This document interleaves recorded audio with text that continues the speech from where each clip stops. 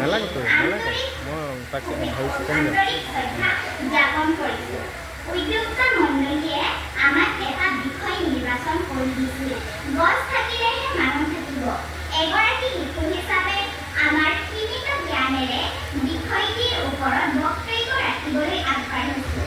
ভুল হ'লে আপোনাৰ হ'ব বুলি মাজৰে এজন বুলি ধৰি শুধৰাই ল'ব।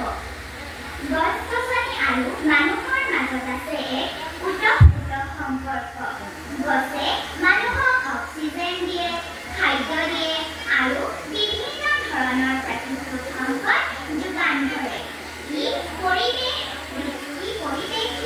বিশুদ্ধ কৰে আৰু জলবায়ু নিয়ন্ত্ৰণ কৰে। গছে বায়ুৰ পৰা কাৰ্বন ডাই অক্সাইড গ্ৰহণ কৰে আৰু অক্সিজেন ত্যাগ কৰে, যি মানুহৰ বাবে অপৰিহাৰ্য।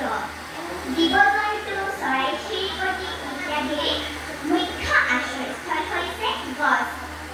গছে সিহঁতক খাদ্য দিয়ে আৰু সুৰক্ষা প্ৰদান কৰে।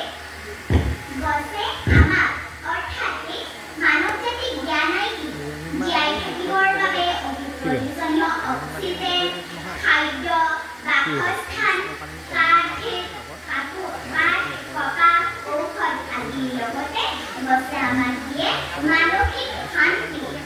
সেউজীয়া সুন্দৰ পৰিৱেশে মানুহৰ মন শান্ত কৰি ৰাখে। সেয়েহে আমি তেনেকৈ